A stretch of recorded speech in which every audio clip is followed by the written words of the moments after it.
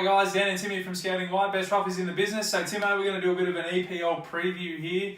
Kicks off tomorrow morning with Leicester, Manchester United going head to head at Old Trafford. Let's start with Arsenal. Timo finished 6th last year. Arguably the biggest signing this off-season has been a new manager, thank God. Yeah. In Unai Emery, and Arsene Wenger is gone. Yeah, he comes from PSG. Look, all they did was win over there, so he's going to bring a winning mentality. I'm sure he'll kick out the old favourites that Wenger had. He's got a couple of good strikers to deal with as well. So one of them I like as well, top goal scorer, Aubameyang. He came in mid-season, played 13 games and scored 12 goals. So he's got used to the Premier League. He started on fire. If he can stay injury-free with the World Cup stars like Harry Kane and that, might be missing a couple of games and stuff. Can certainly see him topping the goal charts. Yeah, $7 there for Aubameyang. Look out for Mesut Ozil. Will have a good season this season as well. He's the number one man this year. All right, Timo, you're going to go through Bournemouth for us. Yeah, look, they finished 12th on the ladder last year. Look, best case scenario for these guys, top half of the table finish. Worst case scenario, relegation. They'll be hoping to just stay a mid-table team like they were last year. They'll need Asmir Begovic in goals to fire for them. Have a couple of big games. Jordan Ibe and a couple of strikers, Jermaine Defoe, to come off the bench and probably score a couple of goals for them to stay in mid-table.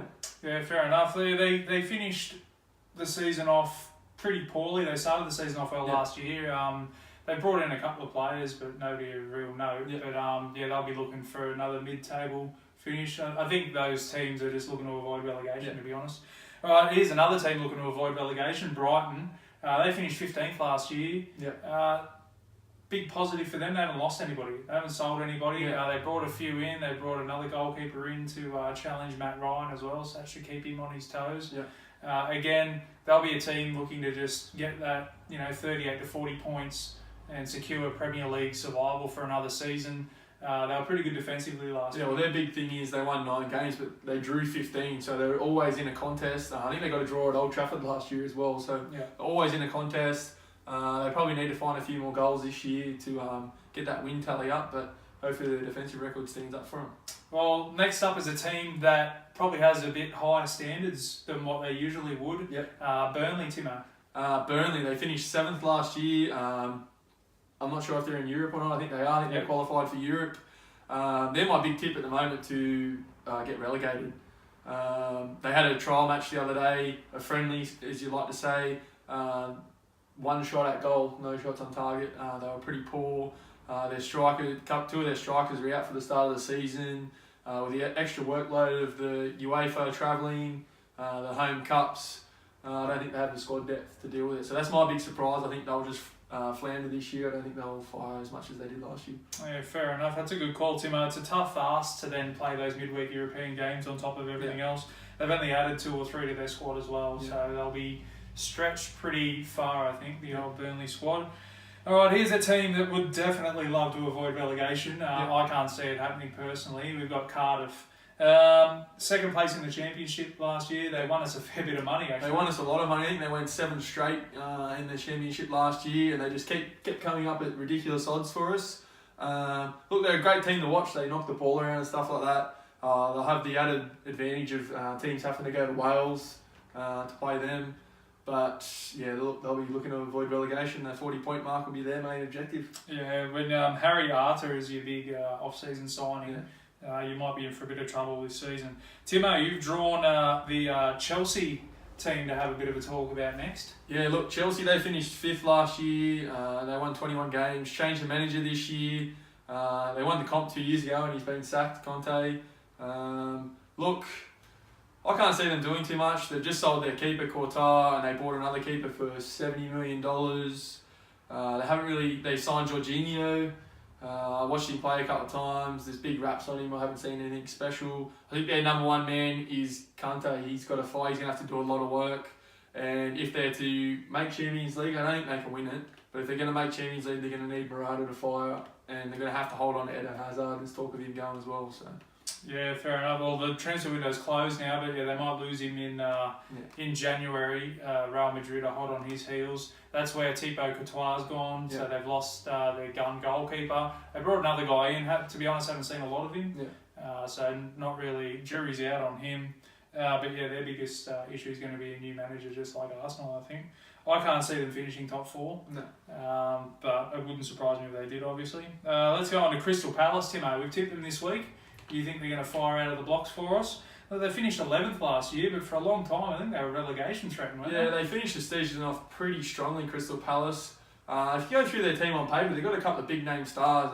Benteke, he's had a couple of big transfers. I think if he fires, they'll be a top half of the table team. They just need him to find his old form. Kabay in the midfield, he was another great player. He just needs to find his form as well. And they've got a couple of good defenders, Marmaduke, Sacco. And look, those names perform, they'll be a top half of the table team. So yeah, fair enough. Look, they brought in Jordan Ayew. Now the knock on him is these last 6 transfers, all those teams got relegated the next season, so he might be a bit of a hoodoo for the old Crystal Palace. Look, they'll finish probably, I think, 11th to 15th. Yeah. I can't see them finishing top half, but I can't see them getting relegated either. Here's a team that we put a lot of faith in last year and didn't really deliver, Everton. Yeah, look, Everton, they finished 8th. They loved it. They won 13 games, surprisingly. I don't think we tipped any of those 13 games, to be honest. Look, they've got rid of their talisman, Wayne Rooney. They've got a couple of people in from Barcelona that didn't really perform for Barcelona, so the jury's out on them. I'm sure they'll be looking to perform. I don't really like Everton. I'm a massive Liverpool fan, so I hope they get relegated, to be honest. Yeah, fair enough. Look, they got rid of a few older legs, Wayne Rooney and Ashley Williams, guys that were on sort of the wrong side of 30 and had played a lot of football. They brought in a few younger guys, as you said, Tim, from Barcelona and stuff like that. So they've got a new manager as well. I can see an upturn for Everton this season. I think they'll probably finish maybe in chance of finishing in Europe, but probably 7 to 10, I reckon. Fulham came up. Fulham have brought nearly every Portuguese player on the planet except for Cristiano Ronaldo. No, that's Wolves, isn't it? That's Wolves. Yeah. So Fulham spent a lot of money on deadline day. Yeah, I think they made 5 signings, and they made a really good signing. Luciano Vieto from Atletico Madrid. He goes really well. I think if he adapts to the physicality of the Premier League, he can score a lot of goals for them and keep them up. But it's a big if coming from Spain in the nice warm weather to the freezing cold of Craven Cottage. Yeah, look, they're trying. Yeah. All right, they've got $150 million from getting promoted, and I'm pretty sure they've spent every penny on it. Yeah. They've brought in some pretty good players. Look, they're going to give it a go. If it doesn't work out, well, no harm, no foul, but they've definitely strengthened their squad for them, so I can see them improving on their performances from last season. Timo, Huddersfield, Aaron Moyes' team. Just scraped through from relegation last year, and look, I think they'll be in for the battle again. They haven't really signed any big names. They haven't done what Fulham have done. They haven't gone out and strengthened their squad. They've just kept the squad they got. Their biggest thing in the off-season was re-signing their coach. And look, I think they'll be battling again for relegation. I can see them going down this year. Yeah, fair enough. All right, Leicester City, Timo. Riyad Mahrez, gone. They've lost over the last couple of years. Mahrez, Drinkwater, Kante. It's pretty much Jamie Vardy left. Can he keep him up?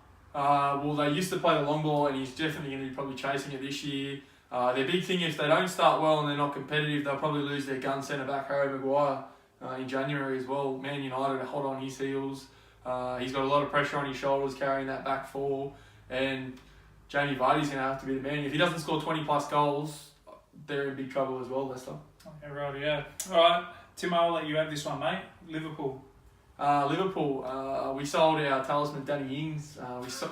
We signed him for $20 million. I think he played 10 games or something like that, just couldn't stay on the field. But look, we're a massive chance to win the title this year, I think. Every trial game we've played, you look at our bench, it's nearly worthy starting 11 for every other team. So we've got depth coming out over years. We've got 2 strikers that are in red hot form. Sturridge won't get a run, but he's leading goal scorer in pre-season. We've got Mane, Firmino. I'm really excited about this year.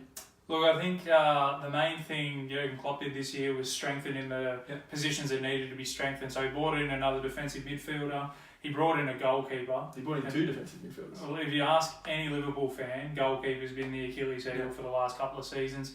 They sorted out their defence last year with a decent goalkeeper behind them, and those 3 guys, if they can fire again like they did last year, they're in with a big shout to win the whole thing, Liverpool, and they're at $5 to win it, so it's not bad value either. All right, let's move on. Man City, the champions. This is who Liverpool are going to have to knock off the perch, Timo. Not a lot of activity, really. Riyad Mahrez comes in, nobody goes out. I think Pep's pretty happy with his squad. It's just the worry of the old championship hangover. Yeah, I think they'll be fine. They get Benjamin Mendy. I think he played maybe one game for him last year. He got his ACL, come back and played in the World Cup, a couple of games off the bench. He's another big in for them at left back. Mahrez, he hurt himself in pre-season, so I don't know how much he'll feature early on in the season.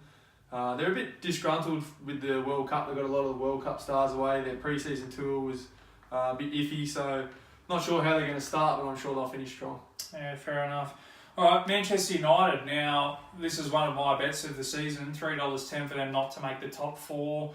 I was watching Deadline Day on Twitter yesterday, and for the life of God, there must be a billion Manchester United supporters out there that wanted a new centre-back. Yep. They didn't get one. They approached basically every centre-back that they thought was available. None of them wanted to come. So they're going to have to rely on old Phil Jones and Chris Smalling again next season. I don't think they've strengthened. Paul Pogba is a bit disgruntled and he wants to leave and go to Barcelona. Again, that won't be happening now, but it might happen in January. For me, I can see Arsenal have improved. I can see maybe Chelsea, but I can't see Tottenham slipping out of the top four either. Yeah. But the old adage is if you're standing still, you're going backwards. Yeah. So I can see Manchester United struggling. They're already into Jose Mourinho. Yeah, I can't. Lukaku's a bully to the lower teams. He can score goals against the Burnleys and the Crystal Palaces, but when the big games come, you see in the World Cup, he doesn't really score against the top quality centre backs. So they're going to have to try and find some goals out wide or in the deep midfield. All right, next up, Timo, Newcastle United. Yeah, Newcastle United, they re-signed Benitez. He's made a few signings. They're another team that will be looking to finish mid-table, maybe in the top half just. But their big thing will be get that 40 points early, and then we'll just see how the rest of the season pans out. Yeah, fair enough. They picked up Solomon Rondon from West Brom. Yeah. So West Brom offloaded him, couldn't afford the wages. So Newcastle have picked up a striker, which they probably lacked goals last year, so it's not a bad pickup. They did finish 10th though, so that's respectable. All right, Southampton. Look, for me, $6.50 to get relegated. That's a pretty good bet. They finished 15th last year. Yeah. Actually 17th. Yeah. They literally avoided relegation on the last day of the season. And when I look down at their ins, I don't see anybody there except for your hero, Danny Ings, that might keep them up. They've lost Tadic.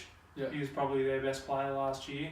I think they're going to struggle. Yeah, look, Danny Ings on his day, he could keep them up. He could score 20 goals, but you can't pin your hopes on a guy that's done in 2 years, done his ACL twice. So hopefully he gets a full season under his belt or at least 20 games. But if you're pinning your hopes on him, you're in a bit of trouble. Yeah, I see them going down $6.50. That's the bet of the season for me. Yeah. All right, Tottenham Hotspur. We spoke about Manchester United standing still. Yeah. What about Tottenham? If you're a Tottenham fan and you get spun the old adage that making contract extensions is like signing a new player, would be pretty. Arsenal have been doing that for years. Yeah, look, it would be pretty. I don't know. Poor Tottenham. That's all I can say. That they're, like you said, standing still. I can't see them making the top four. I think Harry Kane, after a busy World Cup, he played the end of the World Cup injured. He's going to go straight into the season injured, and if he doesn't fire, they're in big trouble. So. Well, and I think I read a report somewhere that if South Korea don't win the World Cup, Son Heung-min is going to be called for national service or something like that. So if they've got Harry Kane, Son had a good season last year. Yeah. God, imagine living like that. That's professional football, eh? We've got Watford, Timo. I think they're going to struggle, Watford. Yeah. They lose Richarlison to Everton. Yep. And he was a bit of a go-to guy for them last year. Yeah, he was. They get Deulofeu. He was already there mid-season on loan. They're another team that 40-point mark, that'll be their benchmark. That'll probably be up on their wall in their dressing sheds, 40 points, and then we'll be happy. But that's going to be a struggle for them to get 40 points as well. West Ham United, they've got a list as long as my arm of ins. Yep. They've spent a lot of money. A big one, their manager, Manuel Pellegrini, he's won the comp. Yeah, he has won the comp. He's pretty resolute defensively as well. He knows how to set up a defence.